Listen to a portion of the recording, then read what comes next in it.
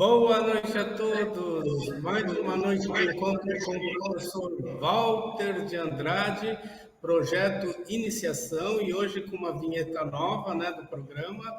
E eu agradeço a todos vocês que prestigiam o nosso programa, que o projeto Iniciação chegou ao número 81 aqui no canal Conexão 3005. Obrigado a todos. Uma boa noite, um bom programa. É com você, Gilberto.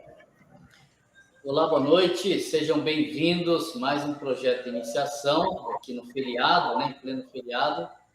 Hoje estreando aí uma nova abertura, uma vinheta nova.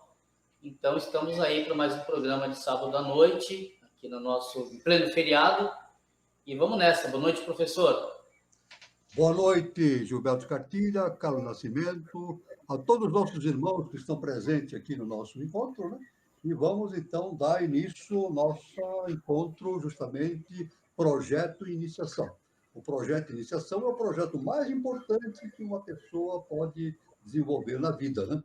Então, nós queremos dizer que todo esse projeto Iniciação, ele tem que ser desenvolvido numa escola de iniciação, necessariamente segundo os mestres, né? E a pessoa pode escolher a escola de maior conveniência para ela, né? Então, nós indicamos que a pessoa escolha e venha fazer o seu curso de iniciação na Sociedade Brasileira de Eubiose, né? Então, nós indicamos aqui como é que a pessoa pode fazer o seu contato com a Sociedade Brasileira de Eubiose. Ela pode procurar busca na internet, né? Procurar a Sociedade Brasileira de Eubiose e identificar justamente o site da Eubiose. E lá ela vai encontrar, no site vai encontrar o endereço de todos os departamentos que existem no Brasil e no exterior. Então ela pode fazer seu contato e fazer o seu grau, o seu curso de iniciação, que na verdade são 5 graus. O primeiro grau, o grau peregrino. Feito mais 4 graus, totalizando 5, ela tem a possibilidade de entrar como membro efetivo da Sociedade Brasileira de Eubiose. Então está esse nosso recado inicial a respeito de como a pessoa deve fazer para iniciar o seu projeto de iniciação na Sociedade Brasileira de Eubiose. Muito bem. Então, nós vamos aqui, na reunião passada, nós tivemos aqui algumas... só que aqui eu não estou vendo ainda. Aqui, deixa eu ver aqui. Aqui não tenho aqui a presença. Não tenho a presença de pessoas que me fizeram as perguntas. Perguntas foram feitas perguntas para mim, né?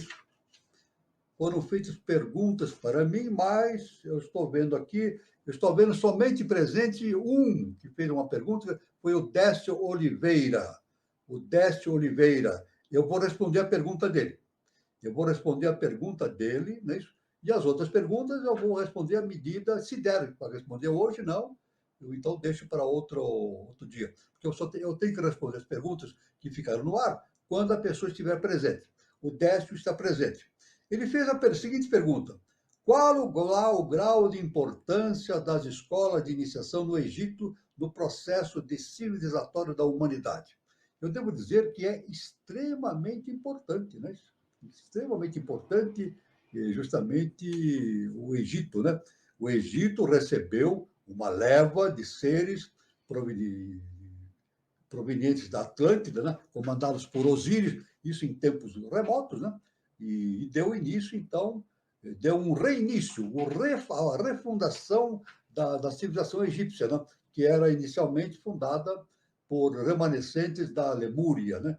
Então, chegando os Atlantes, comandados por Osíris, refundou-se a Lemúria, o Egito, e deu-se início a uma nova civilização. E com toda aquela maravilha que nós tivemos dos graus iniciáticos do Egito, dos documentos importantíssimos, né?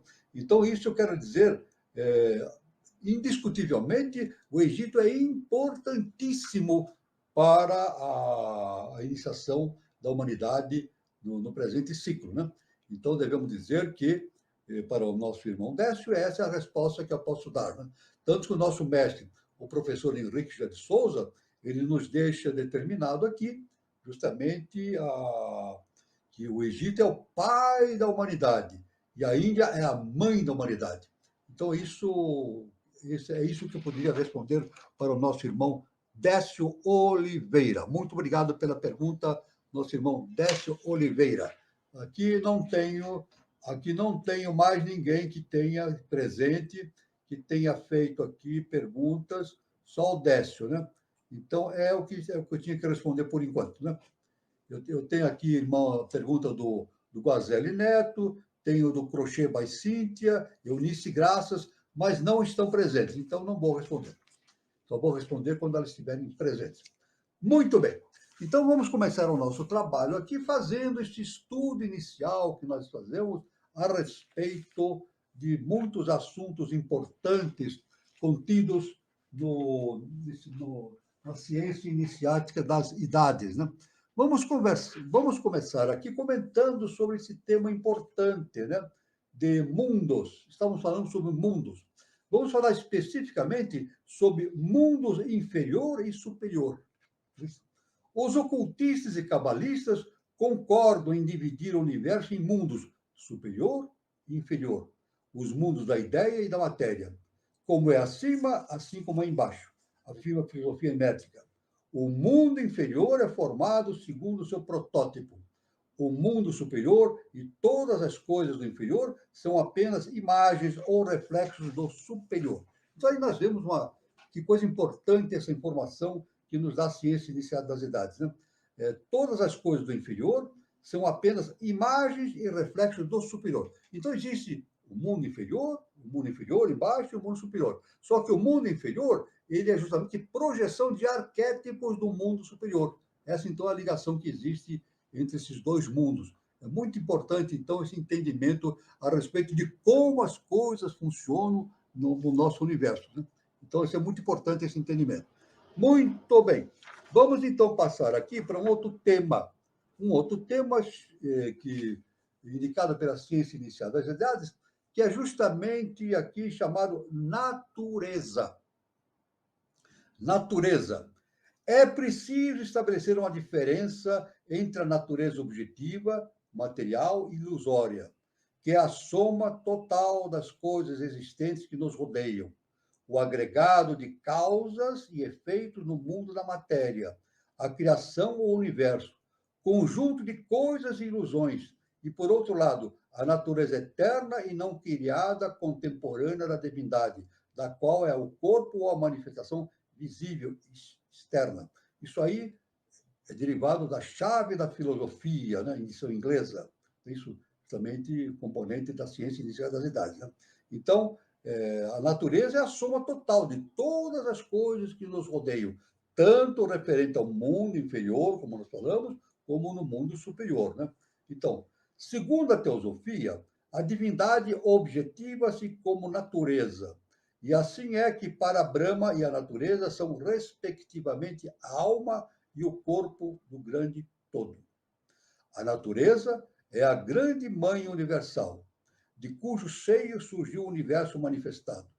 É a esposa do espírito, o elemento cósmico feminino ou passivo, personificado na deusa Ísis. Olha só que importante, né? A natureza, olha só que importante essa especificação, né? A natureza é a grande mãe universal, de cujo seio surgiu o universo manifestado. Então, tudo vem da mãe universal, é a própria natureza, né? Isso é muito importante. É a esposa do espírito, ou seja, nós temos o Brahma e Vishnu, né? Brahma, o pai, o grande pai, e Vishnu, a grande mãe, né?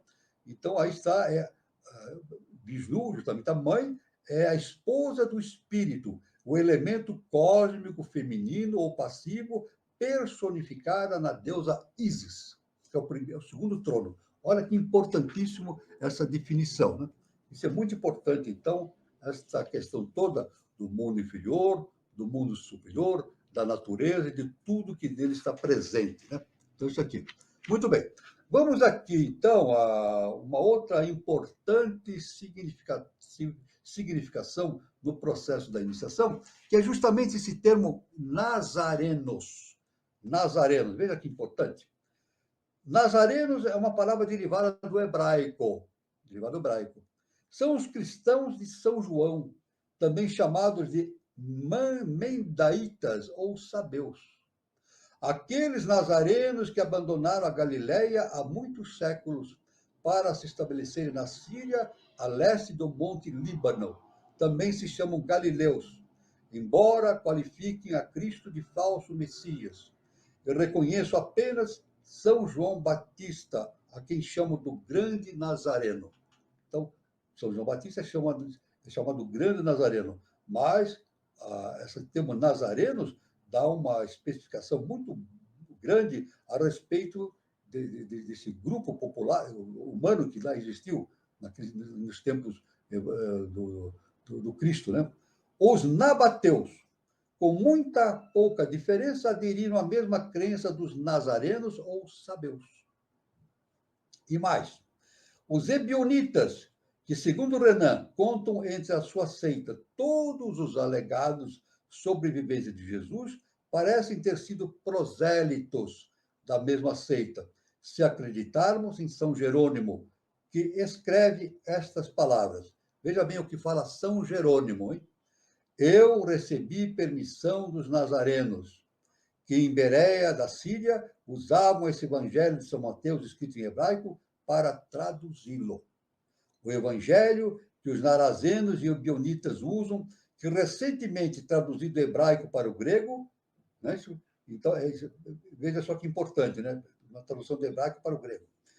Este suposto evangelho de Mateus, quem quer que seja aquele que tem escrito, exibia matéria, como disso se queixa São Jerônimo, não para a edificação, mas para a destruição de quem? Do cristianismo. É uma opinião de São Jerônimo, né? Porém, o fato de que os ebionitas, os genuínos cristãos primitivos, rechaçando os demais escritos apostólicos, utilizavam exclusivamente esse evangelho hebraico de São Mateus, é muito significativo. Por quê? Como declara Epifânio, os ebionitas acreditavam firmemente, assim como os nazarenos, que Jesus era apenas um homem da semente do homem. Além disso, sabemos, pelo Código dos Nazarenos, do qual fazia parte o Evangelho segundo São Mateus, que esses gnósticos, sejam galileus, nazarenos ou gentios, levados por seu ódio à astrolatria em seus códigos, chamavam de Jesus de Nabumachixa, ou Mercúrio. Chamavam Jesus de Mercúrio. Isso não revelava muito cristianismo ortodoxo com relação aos nazarenos, né? Tanto por parte dos nazarenos como dos ebionitas. Ao contrário, parece provar que o cristianismo dos primeiros séculos e a moderna teologia cristã são duas coisas diametralmente opostas. Então, veja bem, importante essa divisão dos nazarenos, né? Justamente provindo daqueles tempos da existência de Jesus o Cristo. Disso, então, provém também, como consideração, o termo nazareu ou nazar. Significa separado ou afastado, uma classe monástica temporal de celibes mencionados no Antigo Testamento, que não se casavam nem bebiam vinho durante o tempo do seu voto. Possuíam o cabelo comprido, cortado unicamente no ato da iniciação. São Paulo deve ter pertencido a esta classe de iniciados. Olha, São Paulo, né? São Paulo de Tarso deve ter, segundo os estudiosos, eles dizem que ele deve ter pertencido a essa classe de iniciados, os nazareus, né?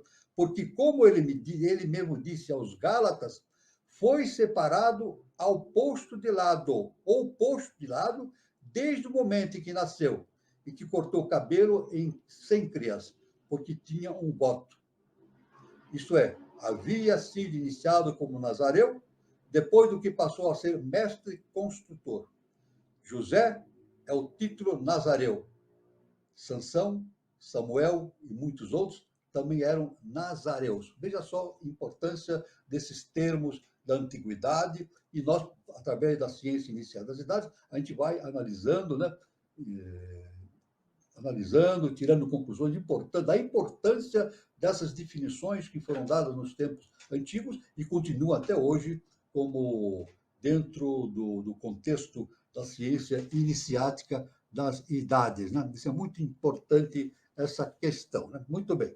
Então, seguindo aqui, nós vamos ver aqui um outro termo muito importante dentro da ciência iniciática das idades, para dar continuidade a esse nosso estudo. Né? O termo é Néfitis. Néfitis é irmã de Ísis. Néfitis, irmã de Ísis. E filosoficamente apenas um dos seus aspectos. Como mostra como Osíris e Tifon são apenas um dos dois aspectos diversos. Assim, Nísis e Néfitis são o mesmo símbolo na natureza sob o seu aspecto dual.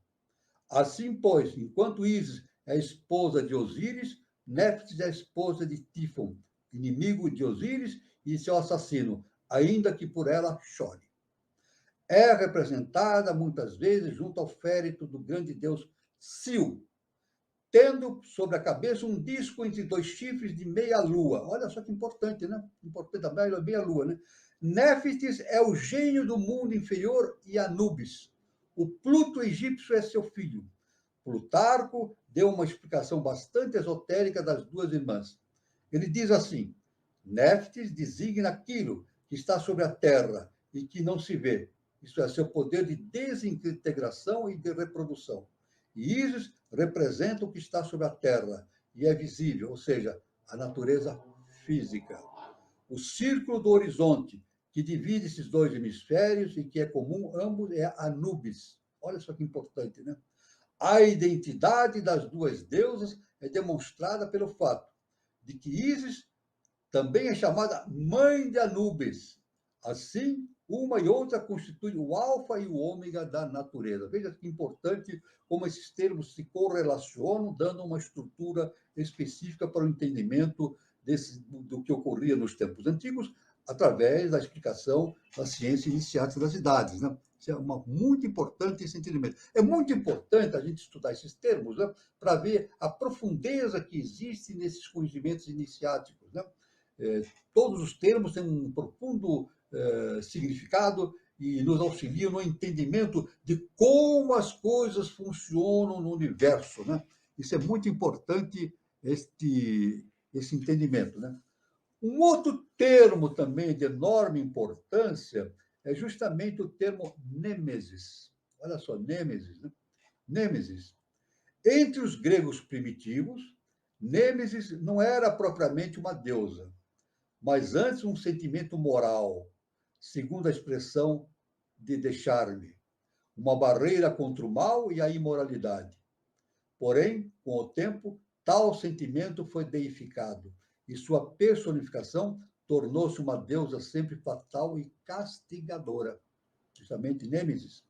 Assim é que, se pretendêssemos relacionar o karma com Nêmesis, deveríamos fazê-lo em seu triplo caráter, como como Nêmesis, Adrasteia e Temis, porque assim como esta última é a deusa da harmonia e da ordem universal. E que, como Nêmesis está encarregada de reprimir todo o excesso e manter o homem dentro dos limites da natureza e da justiça, sob severas temas, Adrasteia, a inevitável, representa Nêmesis, como efeito imutável de causas criadas pelo próprio homem. Nêmesis é a deusa justa e imparcial, que reserva sua cólera apenas para aqueles cuja inteligência encontra-se extraviada pelo orgulho, pelo egoísmo e pela impiedade. Em uma palavra, assim como Nêmesis é uma deusa mitológica, esotérica, ou uma potência personificada e antropomorfizada em seus diversos aspectos, Karma é uma verdade altamente filosófica, uma expressão sumamente divina e nobre da intuição primitiva do homem, concernente à divindade. Então, veja bem essa importância, né? É uma potência personificada e antropomorfizada, né? E o karma, uma verdade altamente filosófica. O karma, né?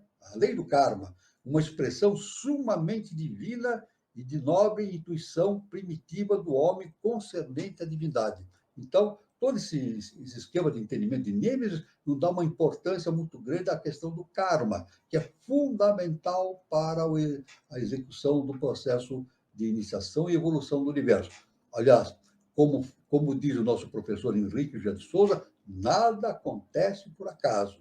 Então, todos esses termos que nós estudamos da antiguidade têm uma correlação profunda com esse conhecimento iniciado das idades.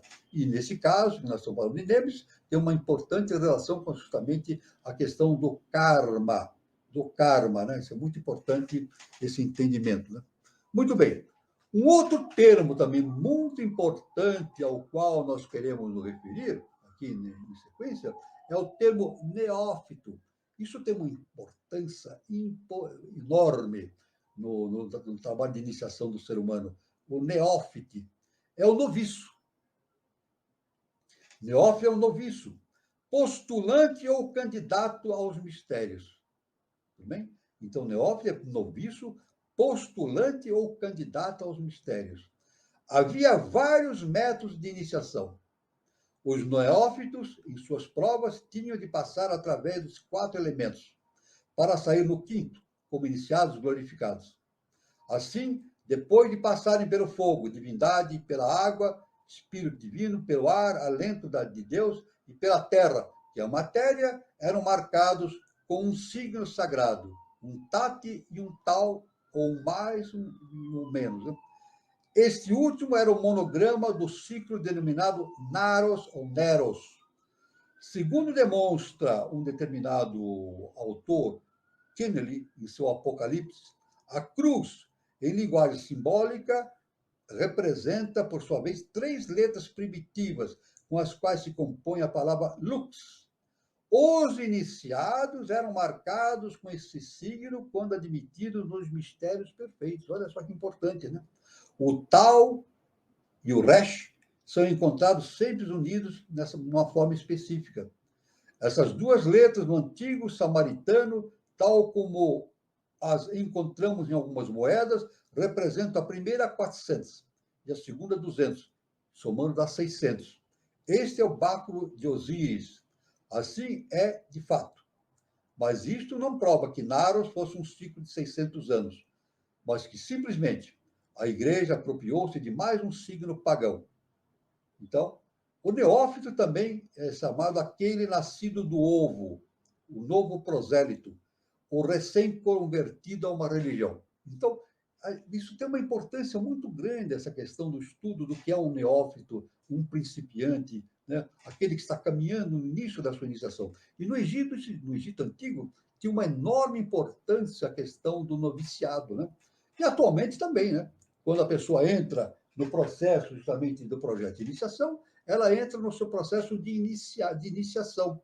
Toma-se um noviço nesse caminhar para a evolução no sentido universal.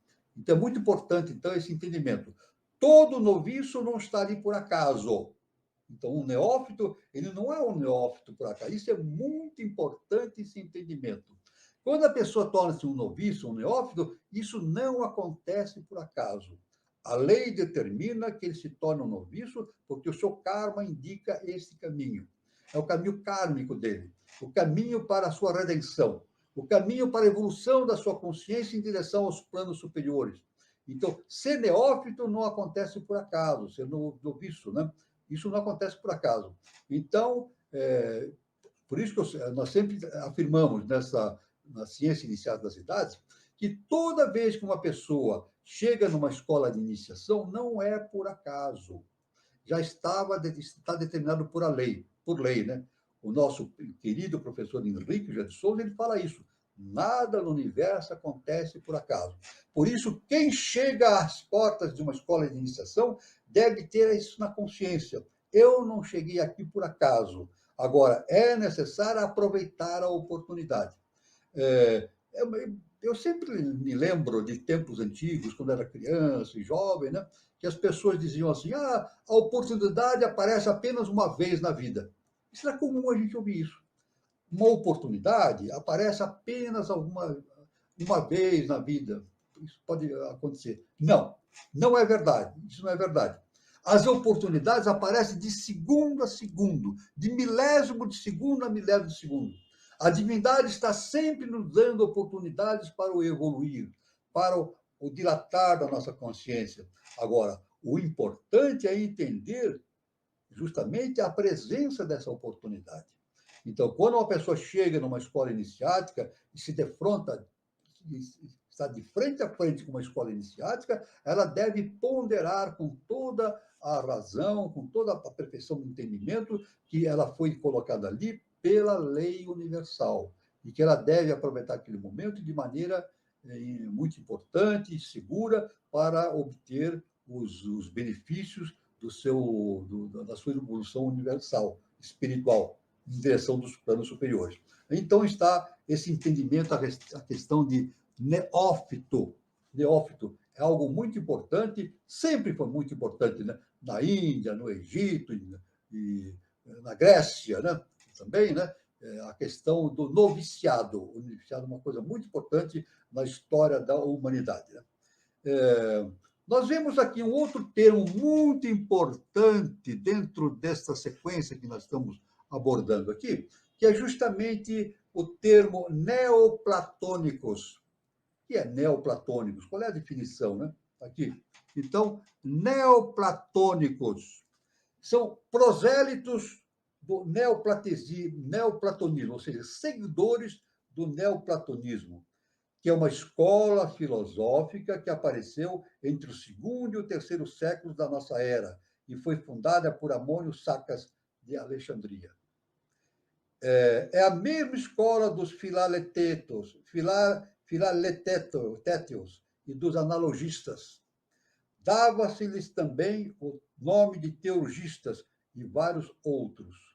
Eram os teósofos dos primeiros séculos. Veja bem, então, os neoplatônicos eram os teósofos dos primeiros séculos. O neoplatonismo é a filosofia platônica com a edição do êxtase, o Raja Yoga divino, segundo o glossário da chave da teosofia, HPB. Então, aí está esse profundo entendimento a respeito do neoplatonismo, que é algo muito importante para o entendimento desse processo da ciência iniciática das idades, né? O neoplatonismo, literalmente o novo platonismo, né? Platonismo, né? Neoplatonismo significa o novo platonismo, ou nova escola platônica, né? Era uma eclética escola panteísta da filosofia fundada em Alexandria por Amônio Sacas, da qual foi chefe seu discípulo Plotino, que viveu entre os anos 189 e 270 depois de Cristo. Esta escola procurava conciliar os ensinamentos de Platão e o sistema aristotélico à filosofia oriental. A pura filosofia espiritual, a metafísica e o misticismo constituíam sua principal ocupação. A teurgia foi introduzida em seus últimos anos. Foi o último esforço de inteligência elevadas para resistir à superstição, ignorante sempre crescente e à fé cega dos tempos. O último produto da filosofia grega, que foi finalmente destruído pela força bruta. Olha só que interessante, hein? O último produto da filosofia grega que foi finalmente destruído pela força bruta. Entre seus seguidores encontravam-se Plotino, Porfírio, Jâmblico, Orígenes e outros sábios não menos distintos. Veja só a importância, então, dessa questão do entendimento do neoplatonismo, né? Isso é um assunto muito extenso, né? Que aqui nós damos assim como indicativos. O nosso programa ele dá indicações para estudos posteriores, né? Então, cada um deve observar essas indicações e depois fazer as suas pesquisas respectivas, né? Em livros específicos, em literaturas adequadas para se aprofundar nesses assuntos, né? Então, isso é muito importante, esse entendimento, né? Vamos ver aqui. Aí, em seguida, nós temos um outro termo importantíssimo dentro da ciência iniciática das idades, que é Nefesh. Nefesh, do hebraico, né? significa alento de vida, ânima, mens, vida. Este termo é empregado de muito vago na Bíblia. Geralmente significa prana, vida. Na Kabbalah equivale a paixões animais e a alma animal.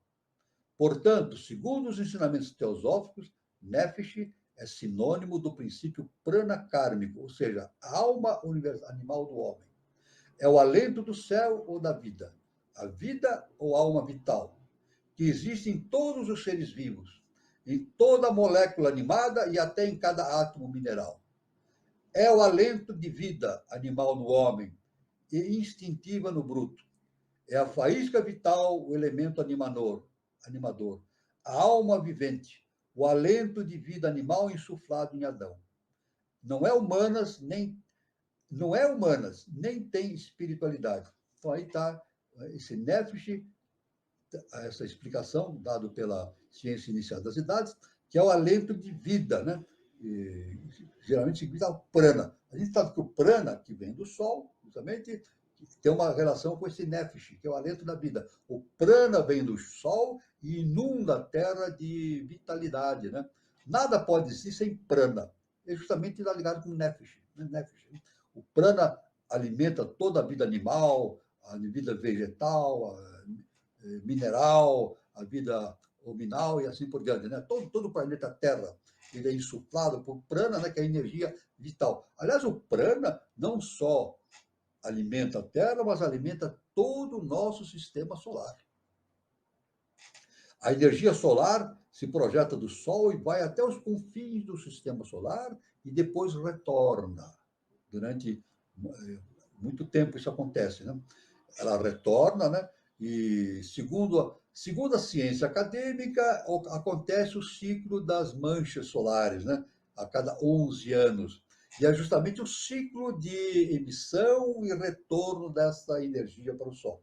O nosso mestre, o professor Henrique de Souza, nos ensinou que as manchas solares é justamente a indicação da volta dessa energia para o Sol, isso originando então as manchas solares.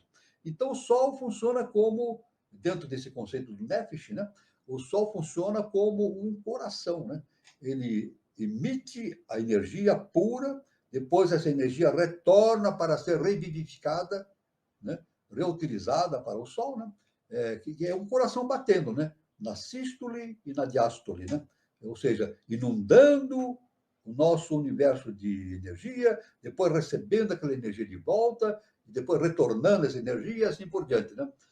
Tanto que a ciência indica que durante o período das manchas solares ocorrem intervenções magnéticas muito importantes na Terra, alterando o processo de comunicação eletromagnética, né, entre rádios, televisão, etc. É um indicativo de uma presença energética muito forte na Terra devido a esse o ponto de emissão que é o Sol, né, que é o centro do nosso sistema solar. Sempre lembrando que quando Helena Petrovna Blavatsky fala sobre o nosso universo, ela se refere ao nosso sistema solar. Veja bem que importante. Ela se refere ao nosso sistema solar. Muito bem? Isso é muito importante. Tem um outro termo aqui, existe uma outra observação aqui, né? Aqui que imediatamente nós vamos ver, mas antes de prosseguir nesses estudos aqui, o próximo tema a ser estudado será Nidana. Mas eu estou vendo aqui a presença do nosso irmão Guilherme Guazelli Neto. É isso? E o nosso irmão Guazelli Neto, ele fez perguntas importantes no nosso encontro anterior. Então, já vou começar agora respondendo as perguntas do nosso encontro anterior para satisfazer o pedido do nosso irmão Guazelli Neto a respeito desses assuntos importantes, assim, para enriquecer e dar um retorno para o nosso irmão. Né? O nosso irmão Guilherme Guazelli Neto, ele fez a seguinte pergunta no encontro passado. Qual a semelhança entre tarô e a sabedoria iniciática das idades? Vou repetir. Qual a semelhança entre o tarô e a sabedoria iniciática das idades? Eu posso dizer o seguinte, baseando na sabedoria iniciática das idades. Na verdade, não é uma semelhança, é a origem e o resultado. É a causa e o efeito. Na verdade, o tarô é uma causa da sabedoria inicial das idades. Tudo é efeito da sabedoria inicial das idades. Seja tarô, ou qualquer estudo que tenha sido feito na Índia, no Egito, ou na Grécia, ou qualquer civilização, todo estudo iniciático realizado, escrito em tábuas, depois publicado em livros, atualmente, é fruto de conhecimentos da ciência iniciática das idades. Então, respondendo ao nosso irmão Guazelli, qual é a semelhança entre o tarô e a sabedoria inicial das idades? Não é uma semelhança, é uma reação de causa e efeito. É isso. O tarô é um efeito da sabedoria inicial das idades. Aliás, tudo é proveniente da sabedoria inicial das idades. Isso vem da onde? Vem justamente da evolução da nossa... Vem da mente infinita, né? Da mente universal. Isso é projetado, foi aqui na Terra projetado na raça lemuriana, depois transmitido para a raça Atlante, depois transmitida para a raça ariana, e a raça ariana, através das civilizações da Índia, do Egito, os sábios publicaram livros, tábuas, escritos importantes a esse respeito. Então, é o que eu posso responder ao nosso irmão Guazelli Neto, né? O tarô é uma consequência da sabedoria iniciática das idades. Então, isso é muito importante. Né? Uma outra pergunta que o nosso irmão Guazelli fez também, é uma pertinente aos dias atuais, né? Ele perguntou assim, eu tenho que responder isso. Quando os judeus vão se libertar? Então, eu poderia aqui fazer uma série de considerações históricas e políticas, etc., né? Mas eu não vou entrar nesse campo, porque é um campo bastante vasto e tem muitas opiniões, né? Para um lado e para o outro, né? Então, fica difícil a gente fazer considerações. Eu tenho as minhas opiniões pessoais, mas cada um tem as suas opiniões também a respeito desse assunto, né? Mas o nosso Guazelli, o irmão Guazelli pergunta, quando os judeus vão se libertar? Eu quero universalizar essa pergunta. Então, eu quero dar uma resposta universalista. Né? Não é os judeus que vão se libertar, quando nós vamos nos libertar. É claro que os judeus fazem parte de um processo de evolução da humanidade, né? Fazem parte da evolução da humanidade. Depois dos judeus sai justamente o Cristo, Jesus o Cristo, e uma coisa muito importante, né? Aliás, nós vemos atualmente no nosso mundo ocidental, o mundo ocidental é baseado em 3 pilares. Olha, ciência iniciática das idades. O mundo ocidental é baseado em três pilares. A tradição judaica cristã, a filosofia grega clássica e o Império Romano, né? Justamente a justiça romana, né? O fundamento de justiça dado pelos romanos. São os 3 pilares que sustentam justamente a civilização do Ocidente. Então, é claro que nós estamos no caminho da nossa libertação. Né? O nosso irmão Guazelli perguntou, quando os judeus vão se libertar? Nós todos estamos no caminho da libertação. E o próprio Jesus, que era um judeu, não é verdade? Ele nasceu judeu, não é isso? Ele tinha suas ideias específicas a respeito do entendimento do universo. Ele mesmo falou, né? Conhecereis a verdade e a verdade vos libertará. Então, quando as civilizações vão se libertar dos seus problemas? Quando conhecerem a verdade. Essa é a resposta. A resposta que eu posso dar para o Guazelli Neto. Quando as civilizações vão se libertar dos seus problemas? Toda civilização tem seus problemas. É isso. Todo grupo social, tem as suas problemáticas ligadas ao karma, ligado ao processo de relação pessoal entre os povos, etc. Mas quando é que ocorre a libertação? Quando se atinge o autoconhecimento, o conhecimento interno, o conhecimento do nosso Deus interno. E quando nós conhecemos nosso Deus interno, nós nos libertamos dos problemas que estão relacionados com a nossa personalidade. O grande problema da humanidade é justamente a personalidade. Eu vou repetir, o grande problema da humanidade é a personalidade. Não é isso? No momento que a personalidade impõe determinadas condições de existência entre os povos, então surgem problemas de interesses, de conflitos e assim por diante. Agora, quando é que ocorre a libertação? Quando conhecemos o Deus que existe em nós mesmos. E aí nos libertamos da nossa personalidade. É isso? Então, justamente,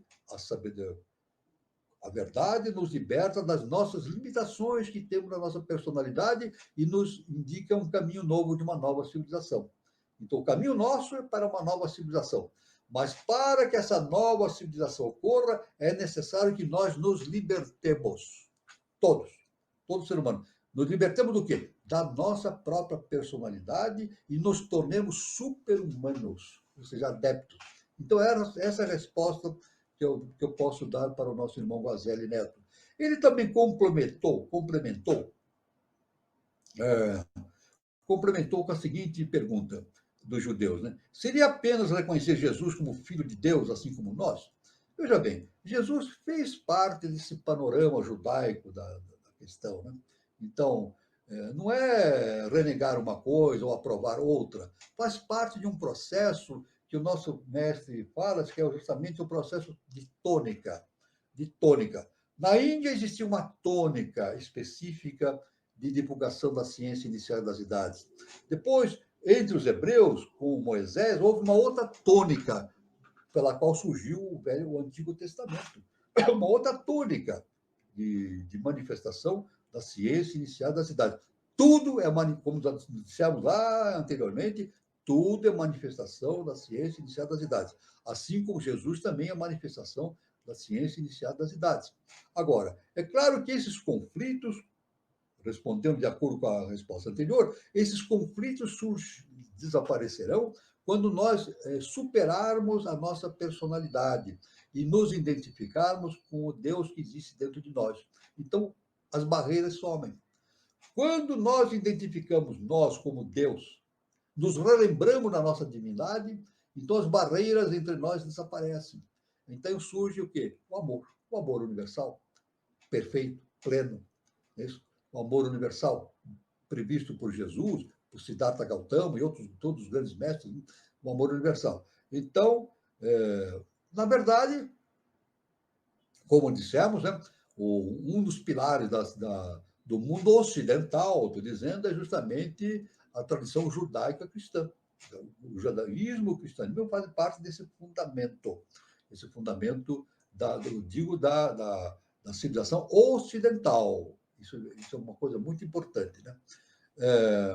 Uma outra pergunta também trazida pelo nosso Guazelli Neto, eu não vou especificar a pergunta, porque ele sabe a pergunta que ele fez. Mas ele fez uma pergunta a respeito da questão do aspecto físico das pessoas, né? Então, racial, né? Então, a resposta que eu dou para o nosso irmão Guazelli Neto, não é uma resposta minha, é uma resposta que foi uma afirmação feita pelo nosso professor, nosso augusto mestre, professor Henrique G. de Souza, né? Raça é estado de consciência. Isso é muito importante, respondendo essa pergunta do Guazelli. Raça é estado de consciência. Então, nós tivemos no passado os lemurianos, que tinham uma pele escura. Depois tivemos os atlantes, que tinham uma pele semelhante aos nossos irmãos, nós chamamos de amarelos, né? Depois surgiu a raça branca, na verdade. É claro que o próprio Jesus, o Cristo, com uma prova desse processo evolucional que existe na humanidade, o próprio Jesus, o Cristo, foi visitado pelos 3 reis magos. Na verdade, isso está no Evangelho. Ele foi visitado, no seu nascimento, pelos 3 reis magos. Quem eram os 3 reis magos? Um de raça negra, outro de raça amarela e outro de raça branca. Eles não se conheciam, eram astrólogos. mas perceberam nos sinais dos céus a existência, a possibilidade e a realidade do nascimento de um condutor da humanidade, que era justamente Yoshua ben Pandira, Jesus, chamado Jesus o Cristo. Então vieram lá os três, representantes um de cada raça, para prestar homenagem àquele condutor de povos da humanidade, que era Yoshua ben Pandira, Jesus. Então isso é uma prova evidente dessa questão da unidade das raças no sentido evolutivo. Agora, é claro que raça é estado de consciência. Com isso, nós deduzimos o seguinte: a Lemúria desapareceu fisicamente, a Atlântida desapareceu fisicamente, como nós temos pela ciência inicial das idades, né? Mas a consciência continua circulando por aí, né? A maior parte da humanidade é constituída por seres com consciência lemuriana e consciência atlântica. O que é consciência lemuriana e consciência atlântica? É a terceira dimensão e a quarta dimensão. A primeira raça-mãe que surgiu na humanidade é a primeira dimensão. A segunda raça-mãe é a segunda dimensão. A terceira raça-mãe lemuriana é a terceira dimensão. A quarta raça-mãe atlântica é a quarta dimensão. E a quinta dimensão, que está começando, é a raça ariana nossa. Nós estamos caminhando justamente para a quinta dimensão. Mas, veja bem, estamos trabalhando, estamos caminhando em direção, assim nos determina a lei justa e perfeita, em direção de uma quinta dimensão. Mas a terceira e quarta dimensão anda circulando ainda pelo planeta Terra, em corpos dos mais diversificados. Não importa a aparência física do indivíduo. Não é importante na questão do conhecimento, da consciência, a aparência física do indivíduo. Isso, o importante é o estado de consciência do indivíduo. Então, nós temos aqui grande parte da humanidade com consciência lemuriana, terceira dimensão, e grande parte da humanidade com consciência atlântica, de quarta dimensão, circulando e fazendo atos não condizentes com uma nova civilização. E temos uma parte pequena da humanidade iniciando os passos para uma quinta dimensão, independentemente do aspecto físico. Não é o aspecto físico que indica, é a questão mental, a questão superior, de entendimento das coisas superiores. Né? Então, nós estamos caminhando para uma quinta dimensão. Então, esta é a resposta que eu posso dar para o nosso irmão Guazelli Neto a esse respeito, desse assunto, né? Dizendo que o importante, conforme ensinado pelo nosso mestre, o professor Henrique José de Souza, que o importante, que raça é estado de consciência. Isso é muito importante, então, esse entendimento, né? Então, aqui são várias perguntas que eu já respondi para o nosso irmão Guazelli Neto, né? Vamos ver aqui. Vamos ver, tem mais uma pergunta do nosso irmão Guazelli Neto, né? Tem mais uma pergunta, também muito pertinente à ciência inicial das idades, né? Ele pergunta assim: existem homossexuais nos reinos anteriores? Quer dizer, eu entendi que ele disse que se existem homossexuais no reino animal, assim como no reino hominal, né? Vamos agora responder de maneira iniciática. Vamos dar uma resposta agora de maneira iniciática. Sem nos atermos à questão da sexualidade, como o mundo se preocupa muito, né? Discriminatória, assim, sem discriminações. Vamos dizer o seguinte: a sexualidade começou especificamente no mundo físico denso entre os homens na Lemúria, em meados da raça lemuriana, quando houve a ativação da tríade superior. Então, houve a ativação da sexualidade. Então, macho e fêmea. Para quê? Para a geração de novos corpos, para a geração de novas possibilidades de DNA. O DNA, na verdade, está evoluindo, está em processo de evolução. Não por efeito do mundo físico denso, mas pela descida de arquétipos. Arquétipos de DNA vão se incorporando no mundo físico e produzindo essa evolução do DNA rumo a uma novas dimensões. Mas o mais importante para entendermos nessa questão da sexualidade é o seguinte: na verdade, a sexualidade não existe nos planos superiores do além-a-caixa, É isso? Então, no Além a Caixa, não existe assim, especificamente homem e mulher. Não.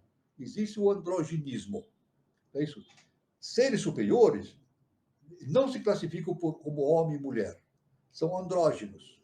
Tanto que a gente sempre ouviu desde criança, né? Muita gente fala assim, os anjos não têm sexo. É isso? Então, você vê um anjinho assim de asas, não é uma menina nem um menino, é um anjo. Não tem sexo, é andrógeno, né? Agora, é claro que quando ocorre a descida para o plano físico denso, passando pelo segundo trono, ocorre a possibilidade a execução justamente da polaridade, a polarização das coisas. Aí, então, como tudo é polar, também a reprodução do ser humano torna-se sexual. Então, respondendo ao nosso irmão Guazelli Neto, vamos dizer o seguinte, né? Existem homens e mulheres? Ou outras variedades? Essa é a pergunta. Existem homens, mulheres ou outras formas de manifestação sexual? Não, não existe. Nós não somos homens, nem mulher, nem outras variedades de manifestação sexual. Nós somos neutros. Isso. A nossa consciência, ligada com o mundo superior, não tem essa sexualidade. Né? Por exemplo, a minha aparência é de homem. Vocês olham para mim e vou dizer assim, o Walter é um homem. O Walter é homem. Eu vou dizer, eu sou homem. Essa é a pergunta. Agora, para o Guazelli, eu falo assim, eu sou homem? Eu digo, eu não sou homem. Eu estou passando pela experiência masculina. Veja bem que interessante. Né? Eu estou, nessa vida atual, passando pela experiência masculina. Em outras vidas, eu passei pela experiência feminina e passei pela experiência feminina também. E em vidas futuras, evidentemente, eu vou ter que passar por experiências masculinas e femininas. Mas, na verdade, a minha natureza interna, como Deus, não é homem nem mulher. Ela se manifesta no mundo físico, a minha natureza deífica, né, se manifesta às vezes como homem, às vezes como mulher, ou variedades outras que eu não vou citar. É isso. Agora, tudo isso ocorre por quê? O que determina isso? É o karma. Pronto. O que determina se o indivíduo vai ser homem, vai passar pela experiência de hominal, feminina, ou outras variedades, é o karma. Porque isso que determina é justamente a lei justa, a lei universal justa e perfeita. Por que isso ocorre? Aquela consciência tem que passar por experiências determinadas para adquirir conhecimentos a respeito de determinadas coisas, que eu não posso citar aqui porque só a lei sabe. Então, a lei então determina, através da lei a lei universal justa e perfeita, através da lei do karma, determina que passemos por essas experiências, que no plano objetivo é homem, mulher ou variantes, através da lei do karma. Então, isso é importantíssimo, esse entendimento. Tudo bem? Isso aí elimina qualquer tipo de discussão, de antagonismos, de discussões, porque é tudo regido pela lei cósmica justa e perfeita. Ou seja, conforme o professor Henrique de Souza disse, nos afirmou, nos ensinou, nada acontece por acaso. Tudo acontece debaixo da lei justa, universal justa e perfeita. Então, essa é a resposta que eu posso dar para o nosso irmão Guazelli Neto, encerrando aqui justamente as perguntas que o nosso querido irmão Guazelli Neto nos fez. Né?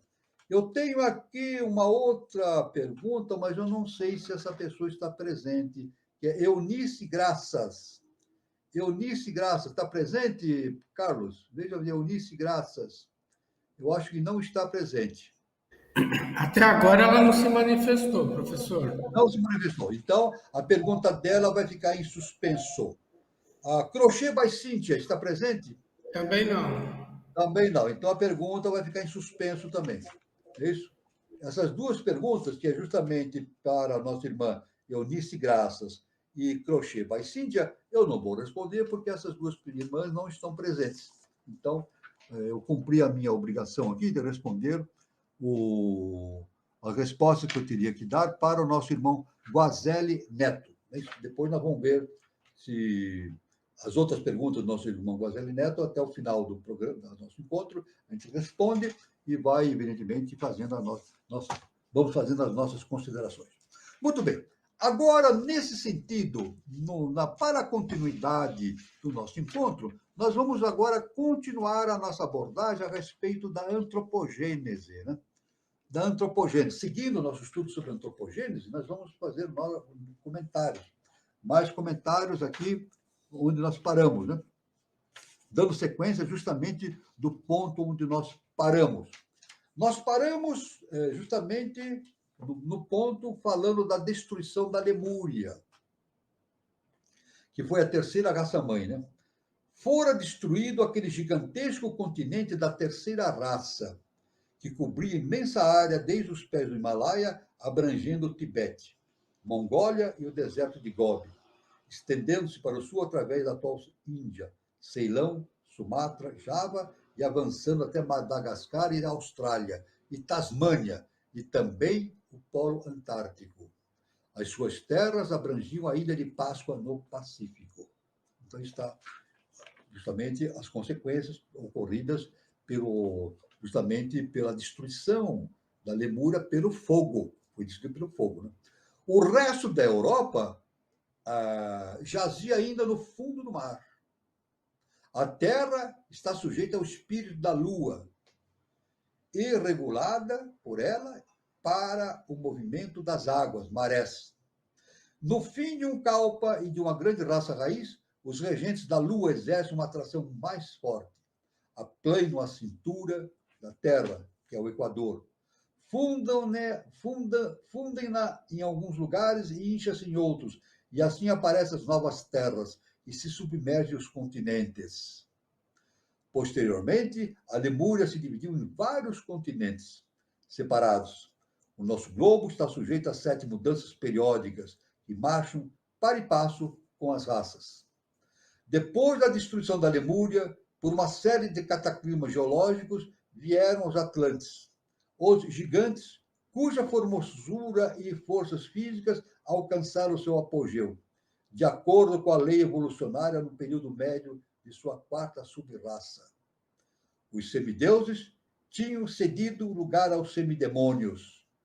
Das 7 grandes ilhas do continente Atlântico, algumas eram restos da Lemúria, que reapareceram na superfície do oceano. Olha só que interessante, né? Das 7 grandes ilhas do continente Atlântico, algumas eram restos da Lemúria. Veja só que importante, que reapareceram na superfície do oceano. A Índia da idade pré-histórica está duplamente ligada às Américas. Os Brahmanes de Caxemira afirmam que suas terras se estendiam até o deserto de Chamo, e um homem caminhando chegaria até o Alasca pela Manchúria, através do futuro Golfo da Tartária, Ilhas Kurilas e Aleutianas. Outro viajante que, munido de uma canoa, partisse do sul, atravessando o Oceano e cruzando as Ilhas Polinésias, penetraria caminhando em qualquer parte do continente sul-americano, e isso foi ensinado pelos mestres de sabedoria. A Polinésia foi um continente gigantesco e contínuo, e uma grande parte da Califórnia pertenceu a ele. Os Atlantes ainda conheceram grande parte dessas terras, e depois foram consumidas pelos vulcões. Deste modo, desde que a humanidade do Manu Vaisvasvata, ou Noé bíblico, apareceu sobre a Terra, já tinha havido distúrbios do eixo do planeta. O eixo do planeta está sempre mudando, né? Nós não percebemos, porque a humanidade, devido ao tempo pequeno de observação que a ciência oficial tem, né? Ocorre distúrbio do eixo do planeta e continentes tinham sido absorvidos pelos oceanos. Outras terras apareceram e cordilheiras enormes se levantaram onde antes não havia montanha alguma. Em cada ano sideral, os trópicos retrocedem 4 graus em cada revolução dos pontos equinociais, à medida que o Equador dá voltas pelas constelações zodiacais. Atualmente, o trópico se acha somente a 23 graus e uma fração de menos de meio grau do Equador. Faltam 2,5 graus para chegar ao fim do ano sideral. Isto dá à humanidade um fôlego de 16 mil anos. Os Atlantes construíram enormes imagens de 27 pés de altura, do tamanho dos seus corpos. Há na raça malaia, sub-raça da quarta raça, uma diversidade singular de estatura. Os naturais do Tahiti, Samoa, Tonga, são mais altos que os restos das raças atuais. Desde a destruição da Lemúria, que a estatura humana foi decrescendo de 6 a 7 pés. Então, os lemurianos, os atlantes, eram muito altos. Muito altos. Os atlantes, segundo a ciência inicial da cidade, chegavam a 3 a 4 metros de altura. Né? Eles estão frente a frente com os dinossauros. Né? Os lemurianos, os dinossauros, e os atlantes conviveram com os dinossauros, que eram enormes. Mas eles eram também enormes, de alta estatura, né? de 6 a 7, 3 a 4 metros. Então, nós aí temos, então, esta questão, né? Essa questão a questão toda que nós estamos vendo aqui, deixa eu só ver aqui o ponto que nós estamos, né? O ponto que nós estamos. Então, justamente, aí está mais um acréscimo a esse estudo que nós estamos fazendo a respeito da Lemúria. Da Lemúria, não, da antropogênese. Né? Então, nós encerramos aqui esta parte inicial da apresentação, né? E passamos a palavra para o nosso irmão Carlos Nascimento. Por favor. Muito bom, professor. Muita informação, muitas dúvidas, né? Inclusive, a gente tem algumas perguntas aqui. Eu acho que eu já vou passar para as perguntas. Gilberto, antes de passar para as perguntas, você tem alguma colocação para fazer? Carlos, boa noite. Não, só dar um recadinho para o pessoal, tem bastante participação aí no chat, né? Só apenas indicar aí para o pessoal que está assistindo, que, por gentileza, não esquece de curtir o canal. Se estou vendo que tem gente, pelo menos, que comentou pela primeira vez, né? Gente nova. Então, quem está chegando agora, se inscreva no canal para receber as notificações dos próximos programas. Manda, né, esse conteúdo. Hoje o nosso episódio é o de número 81, né, Carlos? Isso, projeto Iniciação 81. Então, 81. Então, olha só. Então, assim, a gente, além do programa de hoje, a gente faz 80 programas para trás. Olha, muita informação. Então, tem cada programa desse tem um conteúdo exclusivo, tem uma informação nova. Então, assim, para quem quer estudar, para quem quer se informar e realmente fazer aí um projeto, como o professor diz, um projeto de iniciação com muita informação, realmente tem muita coisa bacana. Então, fica aí a nossa dica, né, de estudo. Então, manda aí esse conteúdo, manda para um colega que gosta desse tema, né? Compartilha aí o link, né? Se inscreve aí no canal e não esquece de dar o joinha, de curtir ali, que essas ações elas fazem com que o YouTube considere o nosso canal, o nosso conteúdo relevante. Então é isso. Vamos aí, Carlos. Então, professor, eu tenho essa pergunta do Guazelli. A Sociedade Brasileira de Obiose já pode rasgar a Bíblia, pois já estamos ligados? Não, ninguém vai rasgar a Bíblia. A Bíblia é um documento importantíssimo. Veja bem, Guazelli, nós não podemos rasgar nada. Tudo isso vem da ciência iniciada das idades, né? A Cabalá, a Bíblia, isso tem que ser conservado. Isso tudo tem que ser, não é rasgar nada, tem que conservar. São documentos divinos. A Bíblia é um documento divino. Como é que nós vamos rasgar um documento divino? Não há possibilidade. Como é que eu vou rasgar um livro da Cabalá ou um livro dos mortos do Egito? São livros divinos. Não há, ou o Novo Testamento, vou rasgar o Novo Testamento? Isso não tem sentido, uma coisa dessa, né? Não vamos rasgar nada. Nós temos que aprender o que está escrito na Bíblia. Nós temos que aprender o que está escrito na Bíblia, o que está escrito na Cabalá, nos livros dos mortos, no Evangelho, e depois fazer uma síntese. Justamente verificar as coincidências ou as diferenças devido ao ponto de serem manifestações típicas de um ciclo de evolução da humanidade. É isso, de acordo com um aspecto típico da época, né? Mas são livros sagrados, devem ser conservados. Aliás, esses livros, eles podem ser destruídos na face da Terra, mas estão todos contidos nos mundos internos. Uma outra informação para o nosso irmão Guazelli Neto, né? Esses livros estão todos contidos nos mundos internos. Então, a SBE, não. A Sociedade Brasileira de Eubiose respeita pelo nosso mestre. O nosso mestre segue a Bíblia, ele cita a Bíblia, né? Faz referência sobre a Bíblia. É uma coisa. A Bíblia é importantíssima para a Sociedade Brasileira de Eubiose.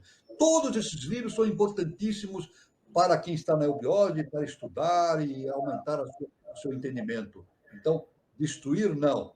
Não. Vamos conservar e entender o que está escrito nesses documentos. Tudo bem, meu prezado irmão Guazelli Neto? Muito bom, professor. A Renata Monteiro pergunta: qual o estado de consciência lemuriana? O estado de consciência lemuriana era um estado ligado à terceira dimensão. Eles viviam no mundo, inicialmente, no mundo vital. A raça lemuriana começou no mundo vital, não era o mundo físico denso. Depois, com o tempo, eles foram densificando e passando para o mundo físico denso, é isso? Como nós conhecemos, né? Caminhando para uma quarta dimensão. Aí, da Lemúria, houve uma passagem para a Atlântida, que é justamente, especificamente, a maior densidade que esse projeto, a humanidade conseguiu, foi na Atlântida, né? O Atlântida era extremamente denso. E agora, passando para a raça ariana, quinta raça, nós estamos nos sutilizando, passando para um quinto estado de consciência, que é a volta, inicialmente, ao vital. Nós estamos caminhando novamente para o vital. Então, há uma descida de vida, energia, e subida de vida, consciência.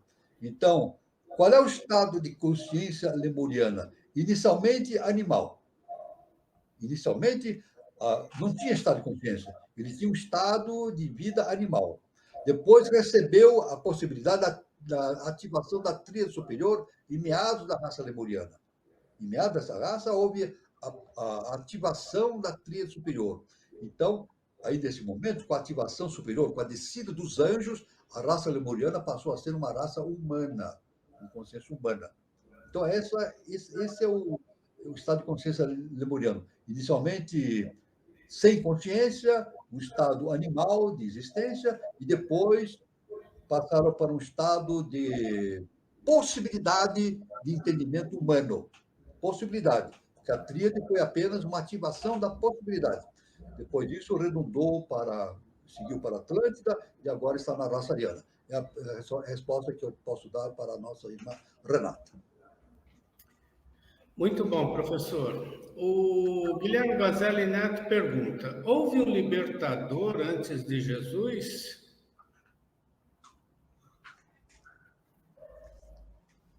Eu quero dizer o seguinte: todo mestre é um libertador. Quantos? Eu não sei quantos. Centenas, milhares. Quantos? Os livros nos dizem esse ponto. Mas deve ter havido centenas, ou milhares, ou milhões, não sei, de libertadores. A gente pode citar vários, né? Como Krishna, como Siddhartha Gautama, Jesus o Cristo, né? Siddhartha Gautama, antes de Jesus, 600 anos antes de Cristo, né? Krishna, milhares de anos antes de Jesus, né? E outros tantos na antiga Índia e assim por diante, né? Veja bem, a raça ariana tem, segundo a ciência inicial da cidade, tem 1 milhão de anos. É muito pouco. É uma raça ainda muito jovem. 1 milhão de anos é muito jovem ainda para uma raça. Mas houve um trabalho muito intenso dos seres, né? dos mestres, para nos libertar dessa consciência humana, da nossa egoidade, em direção da nossa libertação para uma consciência superior de Deus, né? Então, essa pergunta que eu posso dizer. Libertadores sempre ocorrem, sempre aparecem na face da Terra para ajudar os seres humanos no seu processo de ascensão divina. Bom, tem outra pergunta do Guazelli, ele fala: só que contra o futuro quer nos remeter ao agora? Deus? O saque contra o futuro depende da pessoa, depende da consciência que está em relação com a divindade. O saque contra o futuro significa o seguinte: receber qualidades futuras detectado no estágio atual de existência. Isso chama-se saque contra o futuro. É por isso que chama-se saque contra o futuro. Então, se uma pessoa atualmente estiver vivendo em consonância com os ditames da lei universal, ela está em condição de receber todos os flúvios, todas as benesses, todas as influências boas da lei para que ela possa continuar com o seu caminho de trabalho pela execução da lei do eterno na face da terra. É isso? Então, o saque contra o futuro depende do comportamento do indivíduo diante da divindade, né? Agora, é claro que toda vez que alguém recebe um saque contra o futuro, ele recebe um impulso muito grande com relação à divindade. Ele recebe um impulso muito grande. Ele recebe antes do tempo aqueles benefícios que ele só receberia quando ele fosse um adepto. Então, claro, quando ele recebe esse saque contra o futuro, ele recebe um impulso muito grande em direção da divindade. Muito bom, professor. Viu, a professora Eunice Graça, ela está aí. Eunice Graça está aí. Muito bem. Então, vamos ver a Eunice Graça. Ela nos perguntou. A Eunice Graça fez a seguinte pergunta no encontro passado: poderia comentar sobre os 7 planos de evolução? Seriam talvez os nossos 7 corpos? Eunice Graça fez essa pergunta. Então, a resposta para a nossa irmã Eunice Graça é a seguinte: o nosso sistema evolutivo, no sistema solar, é centenário. Tudo que acontece no sistema solar é centenário. No nosso universo. A HPV diz: o nosso universo é o nosso sistema solar. Então, tudo que acontece no nosso sistema solar é centenário. Interessante que a ciência não entende isso. Eu nunca ouvi, durante o meu tempo de estudante, no nível médio, no nível básico, na universidade, alguém me respondendo por que o 7. Não tem por que 7. Porque é sempre 7. 7 dias da semana, 7 notas musicais, 7 temperamentos, 7. É sempre 7. O número 7 está sempre presente no processo da observação científica, das leis, etc, etc. Né? Por quê? Porque o 7 é a base do nosso sistema de evolução. Né? Então, os nossos 7 corpos são compostos dessa maneira. Nós somos compostos por 7 corpos. Está dando um som aí. Tem um som aí interrompendo aí. Por favor, quem estiver ligado, precisa desligar o som, aí, por favor. Então, nossos 7 corpos. 7 corpos é justamente devido à lei do centenário. A lei que define a evolução do nosso sistema solar como um compasso centenário. Agora, eu diria para a nossa irmã Eunice Graças, o universo é todo assim? O universo que eu digo é o todo.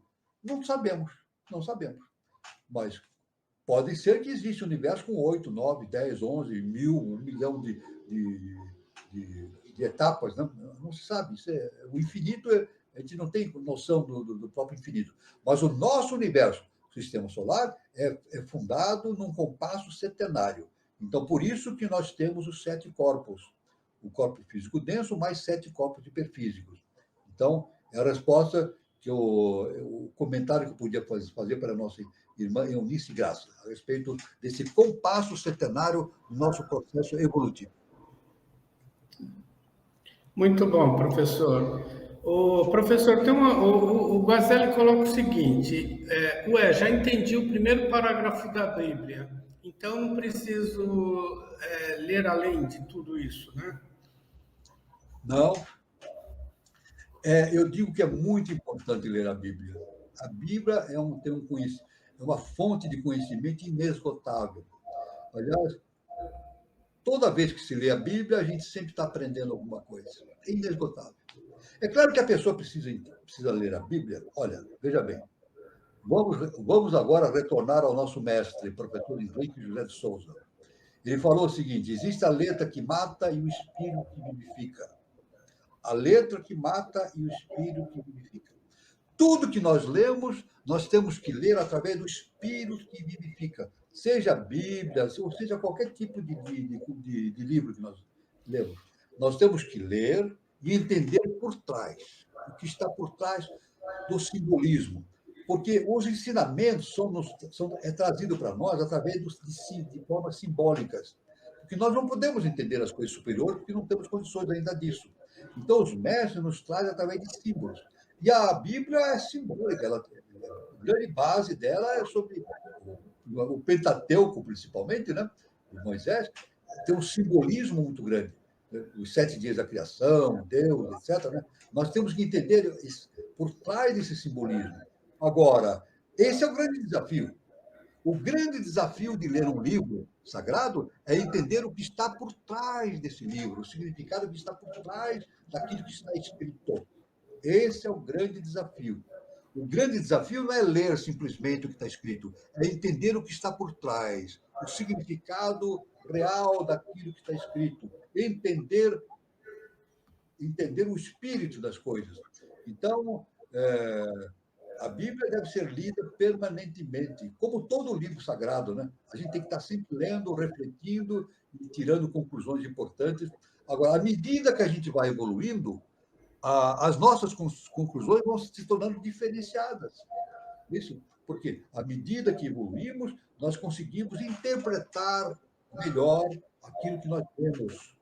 Então, a Bíblia é para ser lida sempre, seguindo as instruções do nosso mestre, o professor Henrique de Souza. Ele nos mandou seguir os Salmos, todos os escritos que tem na Bíblia, né? Então, a Bíblia é um livro sagrado, deve ser lido sempre. Muito bom, professor. O Guilherme coloca o seguinte: rompemos o 7 quando virmos os anjos? Então, veja bem, o setenário faz parte da evolução do nosso sistema solar. Isso. Os anjos fazem parte da nossa evolução setenária.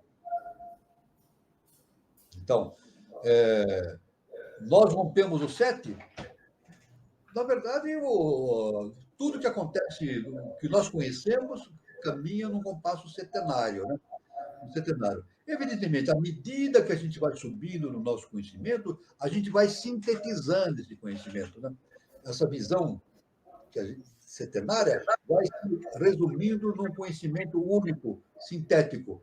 Aí nós podemos dizer, à medida que nós nos elevamos acima do nosso conhecimento, a gente vai rompendo os limites com a nossa limitação setenária. Tem algo está ligado aí no fundo, viu? Alguma coisa está ligada no fundo, está interferindo na nossa programação aqui.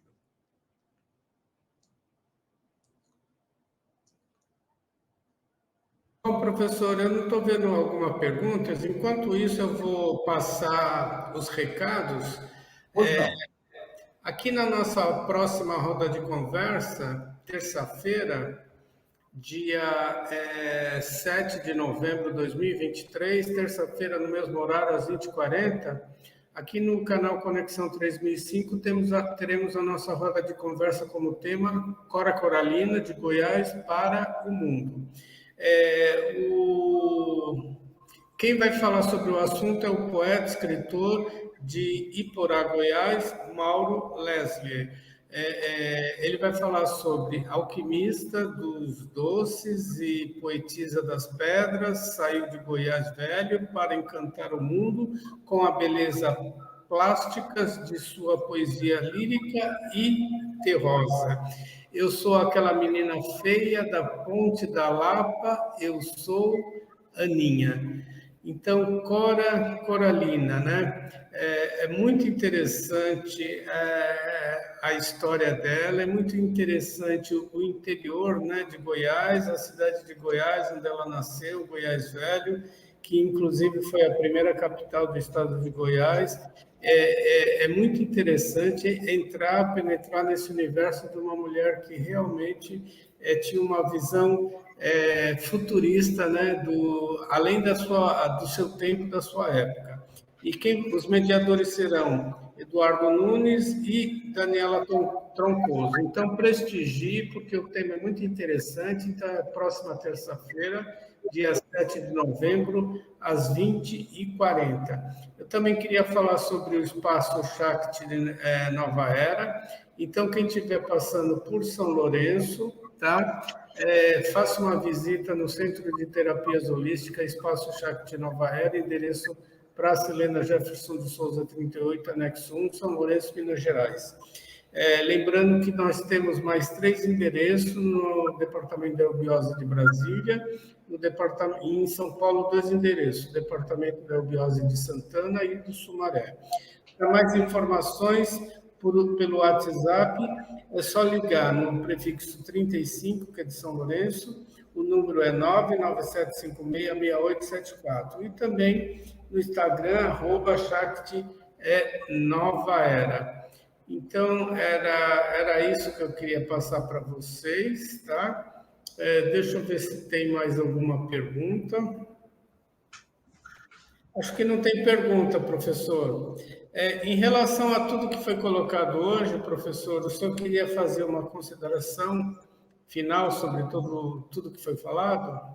Eu acho que o que eu tinha que falar com relação às perguntas, com relação aos temas abordados, foi suficiente, viu? Não tenho mais nenhuma informação, não. Pelo menos por enquanto.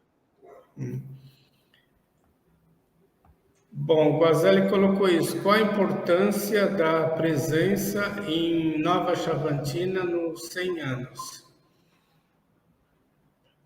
Eu não sei se ele está querendo se referir aos 100 anos de fundação da Sociedade Brasileira de Eubiose. Eu não sei qual a importância da presença em Nova Chavantina no ano 100. Isso é muito importante. Vamos completar 100 anos da fundação material da obra no ano que vem, né? Então, é muito importante que todos estejam conjugados, estejam atentos para que essa data seja comemorada com toda a veemência, para dar importância e sustentação, e para dar a nossa sustentação, da nossa cooperação humana ao trabalho do nosso querido mestre, professor Henrique de Souza, e da Lei Universal Justa e Perfeita, da obra do Eterno na face da Terra. Isso. E só lembrando, né, dia 10 de agosto de 2024, né, completa-se 100 anos da fundação material da obra, né, da Sociedade Brasileira de Eubiose. Então, é uma sociedade, é uma escola iniciática que sempre prisma, né, professor, pela paz, pelo amor e pela sabedoria. Então, são 3 pilares da iniciação, né, paz, amor, sabedoria. Então, eu acho que é muito importante a gente estar vibrando e estar em sintonia com essas 3 tônicas, né, paz, amor, sabedoria, principalmente no momento que a gente vive, né, professor? Exatamente. Gilberto Catira, você tem alguma colocação para fazer? Não, acho que por hoje é só. Tá. O Guazelli falou aí do centenário, né? Isso. Lembrando rapidamente, eu acho que a gente não tem aqui um cartaz em mão, mas aí para quem é da Sociedade Brasileira de Eubiose que eventualmente esteja assistindo, nós temos agora no mês de novembro, né? Um encontro lá na cidade de Nova Chavantina, que vai do dia 12 até o dia 15, dia 11, começa dia 11, que é o encontro o encontro anual do Roncador. Nós chamamos, né? Então, lá em Nova Chavantina, então fica aí só mais essa citação aí na nossa agenda, chamado o evento anual que temos lá na cidade de Nova Chavantina. Só mais uma lembrança para acrescentar. É na próxima semana, né, dia 15. Do feriado, próximo feriado, né? Na verdade. O feriado é do dia 15 de novembro. Exato. Isso aí. Legal. Então, pessoal, está dando horário, 1h30, né? 1h30. Eu quero agradecer mais uma vez a participação de todos, tá? Que prestigiem o nosso encontro, que participa, faz pergunta. Como diz o Guilherme, né? Ele enriqueceu. Henrique, sim. Então, eu queria agradecer mais uma vez todo mundo que participou, que fez da nossa noite, do nosso encontro, um momento muito importante no sentido de melhorar, né, o nosso estado de consciência, ampliar o nosso conhecimento, aqui com o professor Walter Teixeira de Andrade. Então, eu quero desejar a todos um bom final de sábado, semana, até terça-feira, e até o nosso próximo sábado, nosso próximo encontro. É com você, João. Boa noite. Dá uma boa noite a todos aí, bom final de sábado. Agradecer a todos que estiveram conectados aqui conosco no feriado, né? Olha isso, tivemos aqui uma audiência muito expressiva, apesar do feriado. Então, um bom final de feriado de sábado, um restinho de feriado para todo mundo e até o próximo programa. Boa noite, professor. Boa noite, Gilberto Catira, Carlos Nascimento, luz, paz e amor para todos. Até o próximo encontro e fiquem todos com Deus.